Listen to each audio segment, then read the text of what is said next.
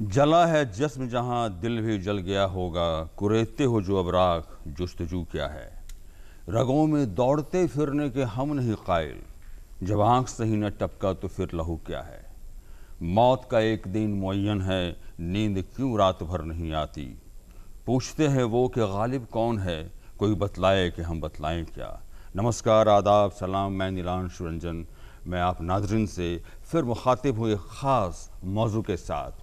اور آج کا جو موضوع ہے اور اس کا جو گفتگو ہے، موضوع گفتگو بہت ہی خاص ہے، بہت ہی اہم ہے۔ جی ہاں، غالب کی غزلوں اور غالب کے اشعار کی خصوصیت اور اس خاص موضوع پہ بات چیت کرنے کے لیے، گفتگو کرنے کے لیے آج ہمارے ساتھ دانشور لوگ ہیں۔ تو سب سے پہلے تعارف کرا دیں جو ہمارے ساتھ جو پینل میں جو آج آئے ہوئے ہیں، جو ہمارے جو پینلسٹ ہیں، تو سب سے پہلے ان کا تعارف کرا دیں، ان حضرات سے آپ کا تعارف کرا دیں۔ سب سے داہنی اور ہیں خورشید اکبر صاحب، آپ جانے مانے مقبول شاعر ہیں۔ ان کے بغل میں ہے سنجے کمار کندن جی۔ سنجے کمار کندن جی، آپ کا بھی استقبال ہے اور آپ بھی جانے مانے شاعر ہیں۔ اور ان کی بغل میں ہیں ڈاکٹر سرور حسین، جانے مانے ناقد شاعر۔ تو آپ سبوں کو میں تسلیم عرض کرتا ہوں، آپ سبوں کا بہت بہت استقبال۔ سب سے پہلے خورشید اکبر صاحب، میں آپ سے آغاز کرنا چاہوں گا ضرور غالب کی، مرزا غالب کی مقبولیت پہ۔ کہتے ہیں کہ غالب جتنے مقبول ہیں اتنے مشکل بھی ہیں، لیکن عوامی مقبولیت کہتے ہیں ان کی غضب کی ہے۔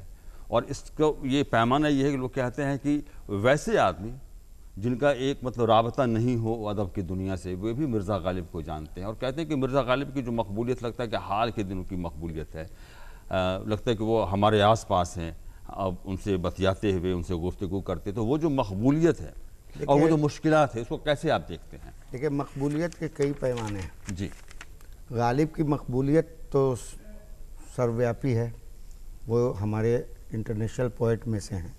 دنیا کے جو چند بہترین شاعر ہیں، جی، ہے نا، جیسے گوئٹے ہیں، جس طرح کالی داس ہیں، والمیک ہیں، اس کیٹیگری کے پوئٹ میں فردوسی ہیں، ہم غالب کو وہاں رکھتے ہیں۔ غالب کا وہ مقام ہے۔ اور غالب کو جو عوامی مقبولیت ہے، جی، وہ اس لیے نہیں ہے کہ عوام ان کو بہت جانتے ہیں یا عوام ان کو بہت پڑھتے ہیں۔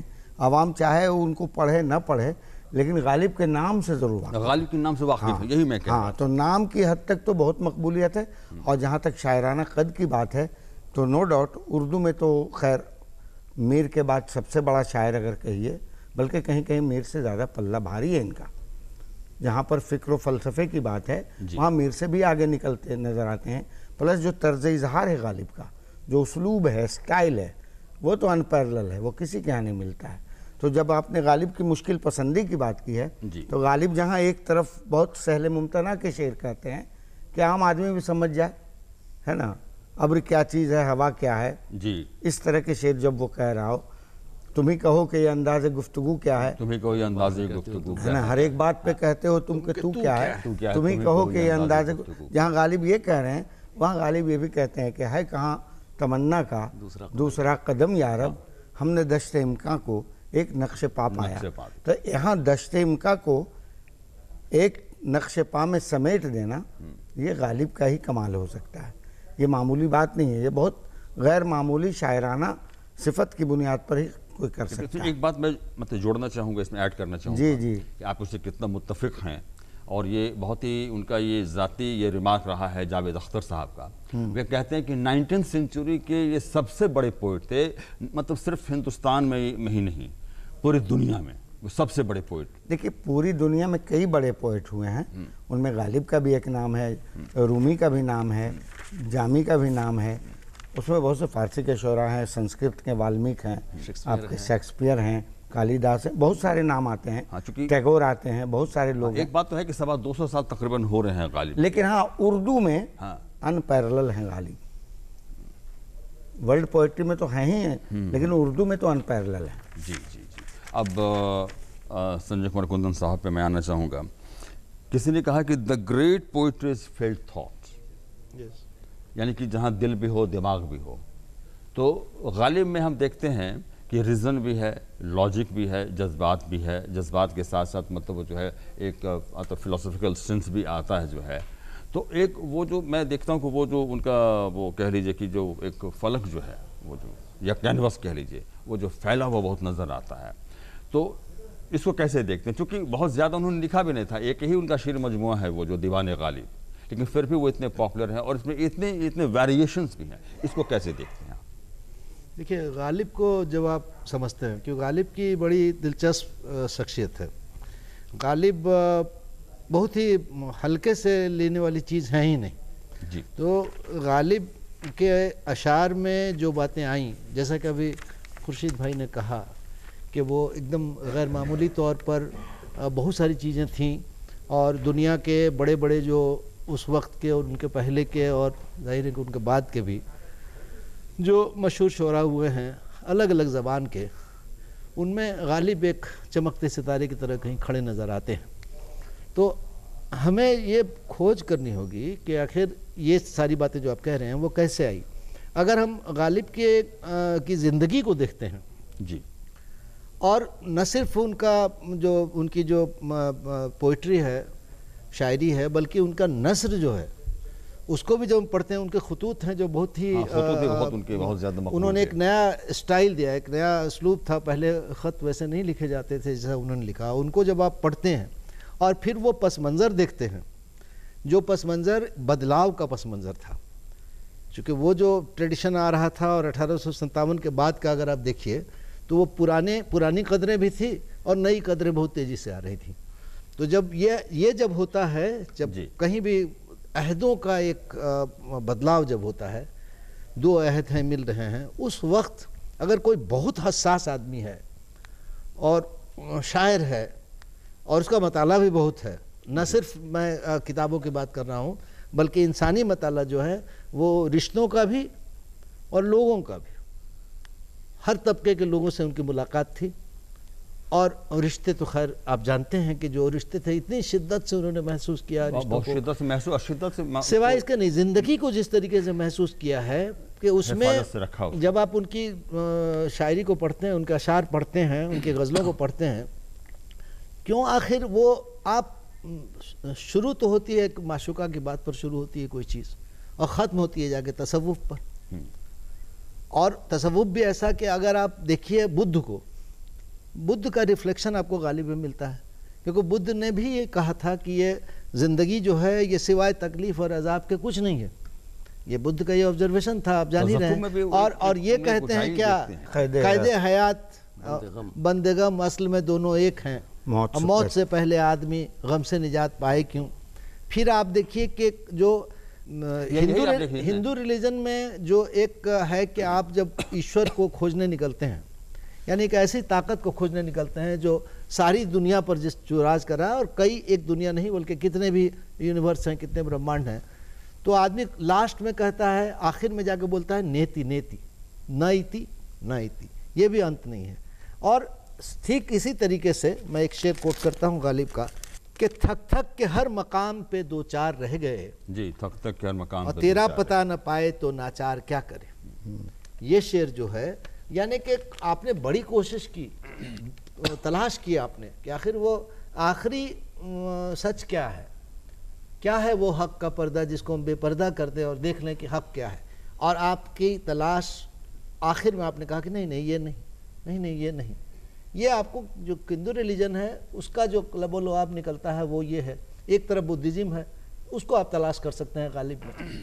تو یہ ساری چیزیں ملا کر کے غالب کی شاعری پر اور ان کی فکر پر ویدانت فلسفے کا بھی اثر ہے. ویدانت کا بھی اثر ہے، بلکہ اس نے کہا جنہوں نے غالب بہت مارکی کی بات آپ نے کہی کہ ویدانت کا بھی اثر دکھائی پڑتا ہے، کافی اثر، بلکہ وہ جنہوں نے خود بھی متاثر بھی ہیں، وہ کئی جگہ ان کا ذکر بھی کیا ہے. غالب کا جنہوں نے بعد میں ترتیب کیا، غالب نے بہت سارے اشعار اپنے چھوڑ دیے تھے، اور بہت دنوں کے بعد بلکہ 4 یا 5 ان کے ایڈیشنز نکلے تھے دیوان غالب کے ان کے زندگی میں، اور انہوں نے ان کو شامل نہیں کیا تھا. بعد میں پھر سے جب ریسرچ ہوا اور ان اشعار کو شامل کیا گیا تو وہ یہی کہا سامنے رکھتے ہوئے بجنوری صاحب نے کہ ایک طرف وید ہے اور دوسری طرف یہ ہے دیوان غالب. بہت مشہور ہوا دیوان غالب کہ ہندوستان میں 2 ہی مقدس کتابیں ہیں، ایک مقدس وید اور دوسرا دیوان غالب. تو یہ کوئی مطلب یہ اتشیوکتی بھی ہے، ایسا نہیں ہے، یہ کچھ ضرور سے زیادہ مطلب تعریف. تو اس طریقے سے تنقیدی رائے نہیں ہو سکتی. جو مشاہدہ تھا، مشاہدہ میں صرف فزیکل نہیں بات کر رہا ہوں، اندر تک جو مشاہدہ تھا اس سے جو چیزیں نکلتی، اور یہی وجہ ہے کہ ابھی جیسا کہ خورشید بھائی نے شروع میں کہا یا آپ نے جو کہا کہ غالب سے واقف سب ہیں. یہ اور بات ہے کہ ان کی جو مشکل شاعری ہے اس کو سمجھنے میں، ایک شعر سمجھنے میں آپ کو بہت وقت لگ جائے گا اور نہیں سمجھ پائیں گے، لیکن پھر بھی اور جو بہت ہی ہلکے اشعار جن کے آپ نذیر اکبر آبادی کی بات کرتے ہیں کہ عوامی شاعر ہیں، ابھی آپ اگر ایک سینسس لیجئے، ایک کنسنسس لیجئے، لوگوں سے آپ سروے کیجئے اور نذیر اکبر آبادی پوچھئے اور غالب پوچھئے تو غالب نام ایک دم ترنت آ جائے گا. ذہن میں بیٹھا وہ جو امپریشن تھا اس پورے چیزوں کا دراصل ہوتا ہے. ایک آئرنی کیا ہے نا سنجے کمار کندن جی دیکھتے ہیں، جو آپ نے کہا کہ بہت ان کے مشکل اشعار ہیں فلنا ہے، وہ آئرن جو میں دیکھتا ہوں، جو میں نے جانا ہے، جو میں نے پڑھا ہے، کہاں تک پتہ نہیں میں صحیح ہوں، کہ اس زمانے میں ان کو فارسی کے شاعر کے روپ میں ان کو ایکسیپٹ ہی نہیں کیا گیا، اور یہ اس بات کا درد تھا ان کو. کیا ان کو بہت فخر تھا غالب کو کہ میں فارسی میں بہت اعلیٰ اور عرفہ کلام کہتا ہوں، لیکن ان کے جبکہ ان کو جو پذیرائی ملی وہ اردو کے کلام کی وجہ سے ملی، اس لیے ان کو تکلیف تھی. اور وہ کولکاتہ تک جب جاتے ہیں وہ بعد میں اپنے وظیفہ کے لیے، وہاں بھی ان کو مطلب وہ ایکسیپٹنس نہیں مل پاتا ہے، اس کا درد رہا اس کا. ایک بات اور ہے کہ ہندوستان میں جب آپ غالب کو دیکھتے ہیں جی تو ہندوستان کی ایک بڑی مشترکہ تہذیب رہی ہے، اور وہ تہذیب جو ہے وہ رہ کر کے ان کے اشعار میں آپ کو آتی ہے. جہاں وہ دیوالی کا ذکر کرتے ہیں، جہاں وہ ہولی کا ذکر دیوالی کا ذکر کرتے ہیں، ہولی کا ذکر کرتے ہیں. غالب کے بارے میں جو ہم لوگ کہتے ہیں نا کہ غالب ہمارے اجتماعی حافظے کا حصہ بن چکے ہیں. بالکل رائٹ. کوئی بھولنا بھی چاہے تو غالب کو نہیں بھول سکے. غالب کا نام اتنا میرے ذہنوں میں آیا ہے، جن مانس میں اس طرح غالب ہیں. غالب کو آپ پڑھیں چاہے نہ پڑھیں، لیکن ہمارے مشترکہ حافظے میں یا اجتماعی حافظے میں وہ شامل ہے. آپ نے جو کہیں نا وہ مطلب تہذیب و تمدن کی جو بات کی، میں اس پہ بھی آؤں گا. میں پہلے سرور صاحب پہ میں آتا ہوں، اس کے بعد پھر اس پہ بھی آؤں گا. ایک بڑی امپورٹنٹ بات ہے، اس پہ بھی میں آؤں گا. تو ڈاکٹر سرور صاحب جو ابھی جو بات چیت ہوئی تصوف اور اس پہ آئی فلسفی کی جو ہے، تو مجھے یاد آ رہا ہے کہ عشرت قطرہ ہے دریا میں فنا ہو جانا، درد کا حد سے گزرنا ہے دوا ہو جانا. تو ایک یہ بہت گہری بات ہے. لیکن میرا آپ سے جو سوال یہ ہے کہ ایک دیکھتے ہیں کہ غالب میں مطلب ایک مایوسی بھی دکھائی پڑتی ہے، ایک درد بھی، ایک غم بھی، اور غم کو ایک اپنے ڈھنگ سے وہ انالائز بھی کرتے ہیں. وہ جو ہے جیسے وہ کہتے ہیں کوئی امیدوار نظر نہیں آتی، کوئی صورت نظر نہیں آتی، موت کا ایک دن معین ہے، نیند کی رات. لیکن ساتھ ساتھ وہ دیکھتے ہیں کہ وہ خود پہ بھی وہ طنز کرتے ہیں، وہ سینس آف ہیومر بھی دکھائی پڑتا ہے. اس کو کیسے دیکھتے ہیں؟ جو پیراڈاکسیکل وہ جو دکھائی جو پڑ رہا ہے، اس کو کیسے دیکھتے ہیں آپ؟ غالب کی سب سے بڑی خصوصیت یہ رہی کہ وہ اپنے عہد کا شاعر ہوتے ہوئے بھی اپنے عہد کا شاعر نہیں تھا، آگے تھا. غالب آنے والے دنوں کا شاعر تھا، آنے والے عہد کا شاعر تھا. مطلب لکنگ فارورڈ. ہاں، لکنگ فارورڈ. غالب کا جو شعور تھا، غالب کی جو فکر تھی، ان کا جو ذہن تھا، وہ بڑا متجسس ذہن تھا. وہ کبھی ایک جگہ ٹھہرتا نہیں تھا. وہ تلاش اور جستجو ہمیشہ اس میں لگے رہتے تھے، اس میں، اور نئے نئے نکات وہ تلاش کر کے لاتے تھے. غالب نے کبھی بھی اپنے آپ کو کسی ایک خیال پر قید و بند کی صورت میں نہیں اپنے کو رکھا. غالب ایک سائنٹیفک ذہن لے کے پیدا ہوئے تھے، اور ہر چیز کا ایک بڑا تجزیاتی ان کا مطالعہ ہوتا تھا. اور تجزیاتی مطالعے کی وجہ سے غالب کی شاعری جو ہے پوری کی پوری آج تک اس لیے زندہ ہے کیونکہ وہ ہمارے تمام تجربات کا جو نچوڑ بن کے سامنے آتی ہے. اب غالب اس زمانے میں کہہ دیا کہ لکھتے رہے جنوں کی حکایت ہو چکا، ہر چند اس میں ہاتھ ہمارے قلم ہوئے. ہم لکھتے ہیں آج کی شاعری ہے، یہ آج کا شاعر لکھتا ہے.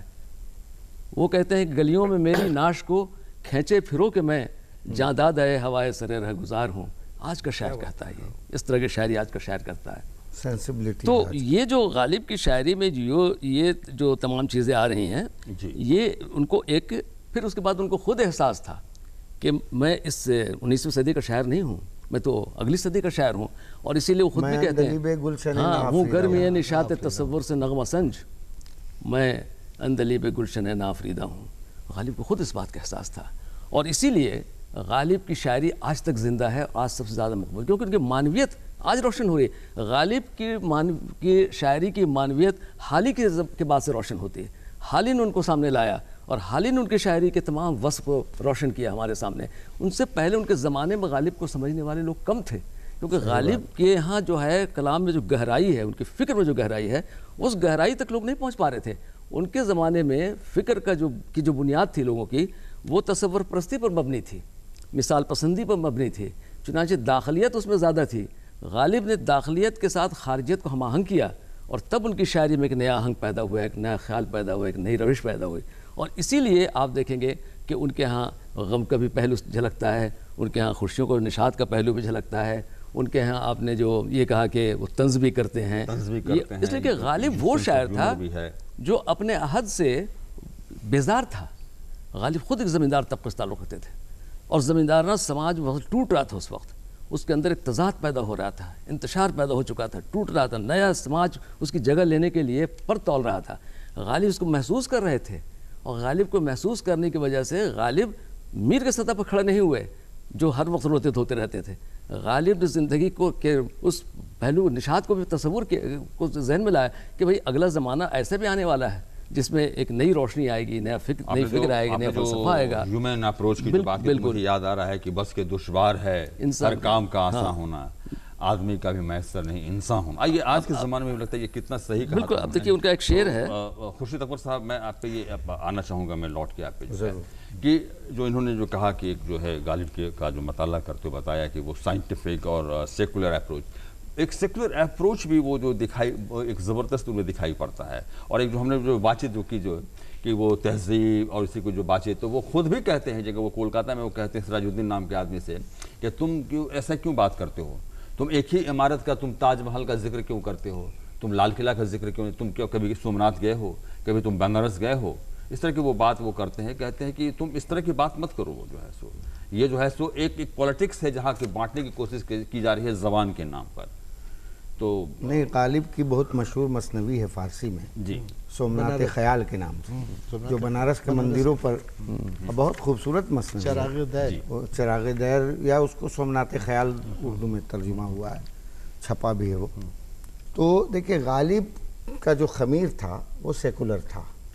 وہ مذہب کے معاملے میں بھی بہت رند مشرب آدمی تھے. وہ کسی جکڑ بندی میں وہ کبھی کہتے تھے اپنے کو کہ میں تو سنی العقیدہ ہوں، کبھی کہتے کہ نہیں میں تو علی کا ماننے والا ہوں. نہیں، ان کا ایک شعر ہے جانتا ہوں ثواب اطاعت و زہد. تو یہ جو ان کے یہاں کیفیت ہے، یہ جو رند مشربی جو ان کے آئی ہے، تمام طرح کے سماج اور تمام طرح کے لوگوں کو ساتھ لے کر چلنے کی کیفیت، یہ غالب کے خمیر میں ہے. غالب کی پرورش جس مٹی میں ہوئی وہ انڈو اسلامک کلچر ہے. تو انڈو اسلامک کلچر میں انہوں نے صرف اسلام سے نہیں لیا، انہوں نے ویدانت سے بھی بہت کچھ لیا، اور یہاں کے دوسرے مذاہب کی قدروں سے بھی بہت فائدہ اٹھایا. اور اس معاملے میں غالب نے اپنے دماغ کی کھڑکیاں ہمیشہ کھلی رکھی. جیسے آپ کہہ رہے ہیں نا کہ ان کے ہاں غم کی جو کیفیت ہے وہ اس میں بھی وہ اپنا بھی مذاق اڑاتے. ایک رجائی پہلو ان کے ہاں، رجائیت کا پہلو. تو میں ان کو نشاط غم کا شاعر سمجھتا ہوں. وہ صرف غم کے شاعر نہیں، نشاط غم میں خوشی کا پہلو. بالکل صحیح فرمایا آپ نے. وہ نشاط غم کا شاعر تھا غالب. غالب اپنی مایوسیوں کا کیسے مذاق اڑاتا تھا اور کس طرح وہ زندگی کو جیتا تھا، یہ غالب کا ہی دل گرتا جانتا ہے. یہ انہی کا جگر تھا، یہ ہر آدمی کے بس کی بات نہیں ہے. اور غالب چونکہ فنکار بڑے تھے اور ان کا کینوس بہت بڑا تھا، اس لیے وہ سب کو گلے لگا سکے اور ساری چیزوں کو سمیٹ سکے، ورنہ یہ ممکن نہیں تھا. وہ اگر کسی ایک کمپارٹمنٹ میں سمٹے ہوتے تو شاید غالب اتنے بڑے نہیں ہوتے. غالب کی عظمت کا بڑا راز یہی ہے کہ انہوں نے سب کو اپنایا، سب کو سمیٹ کر.